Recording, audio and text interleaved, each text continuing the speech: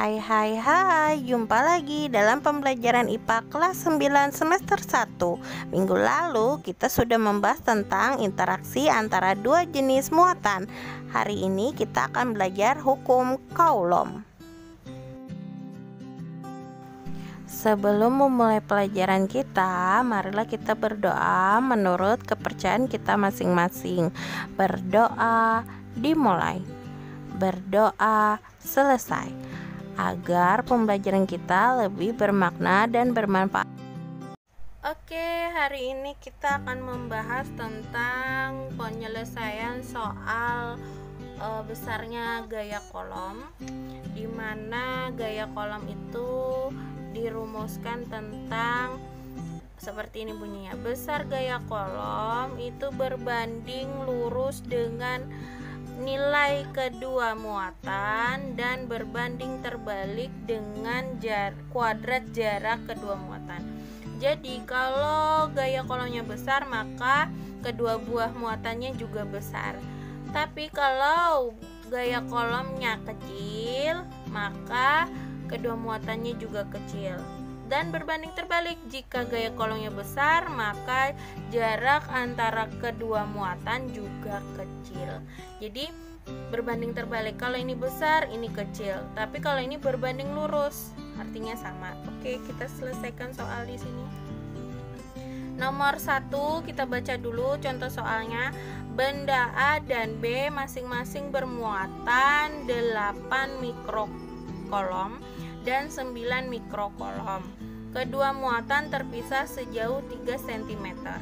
Jika konstanta elektrostatis besarnya 9 kali 10 pangkat 9 Newton meter persegi per coulomb persegi, maka tentukan gaya Coulomb kedua muatan dan arah kedua muatan. Maka yang diketahui yang pertama adalah D1 itu adalah Q1-nya. Q1-nya adalah 8 mikrocoulomb. Berarti kita jadikan Coulomb, ini sudah pada video di depan tadi penjelasannya, 8 kali 10 pangkat negatif 6. Q2-nya itu adalah 9 mikrocoulomb, berarti 9 kali 10 pangkat negatif 6 coulomb. R-nya itu adalah 3 cm, berarti kita jadikan meter, maka 3 bagi 100, karena 2 kali naik ke atas ya, ini ingat ya matematikanya. 3 bagi 100 berarti 0,03 meter. Kita harus jadikan perpangkatan, berarti kita ambil nilai yang di belakang, berarti 3 kali 10 pangkat, ada berapa angka di belakang koma? Ada 2, karena dia di belakang angka berarti dia negatif 2 meter. Oke, selesai. Yang sekarang kita tanyakan D2 nya adalah F. D3 adalah jawab F sama dengan K kali Q1 kali Q2 per R pangkat 2. Maka K-nya kita ambil konstantanya, tadi sudah ada di soal, 9 kali 10 pangkat 9 Newton meter persegi per coulomb persegi. Maka kita masukkan 9 kali 10 pangkat 9 Newton meter persegi per coulomb persegi dikali Q1-nya tadi 8 kali 10 negatif 6 coulomb dikali dengan 9 kali 10 negatif 6 coulomb. Nah, oke, per tadi R-nya sudah kita jadi pangkat 3 kali 10 negatif 2 dikali atau dipangkatkan 2. Kita kumpulkan yang sama-sama nilai di depannya ya. Berarti 9 dikali 8 dikali 9. Ke coulomb kali coulomb persegi kita coret habis. Ini meter persegi kita coret habis.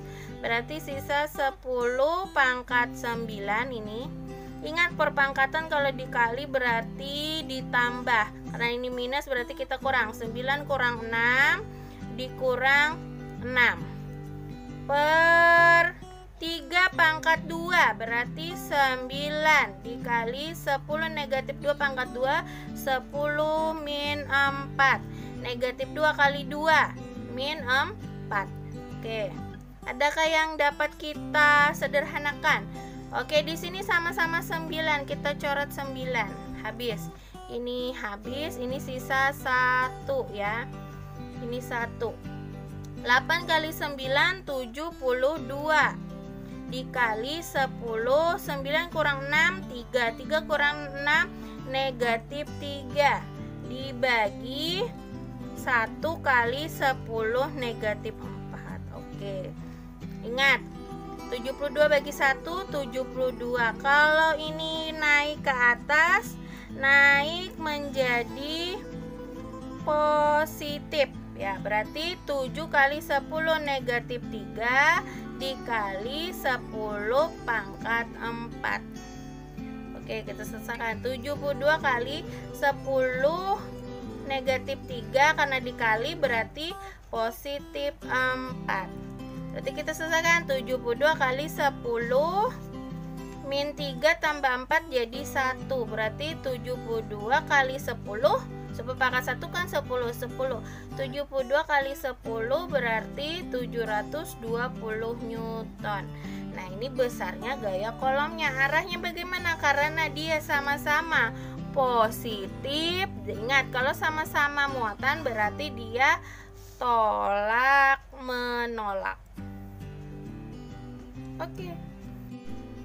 Oke, kita ke contoh soal yang kedua. Perhatikan gambar berikut. Di sini ada dua buah muatan, ada A dan B, di mana kedua buah muatan tersebut yang A positif 2 kolom, yang B negatif 2 kolom.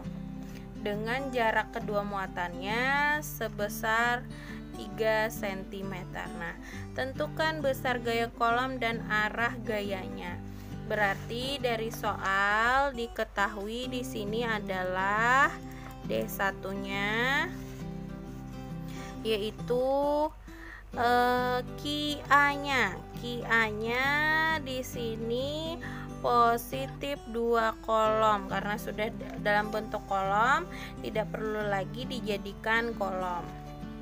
Q2-nya di sini adalah QB-nya. QB-nya di sini negatif 6 kolom karena sudah dalam bentuk kolom, tidak perlu lagi dijadikan. Nah, di sini tidak tertera K-nya. Walaupun tidak tertera, tetap kita harus tuliskan 9 kali 10 pangkat 9 Newton meter persegi per kolom persegi. Nah, R-nya di sini jaraknya 3 cm. Tadi kita sudah bahas harus dijadikan meter, berarti 3 per 100.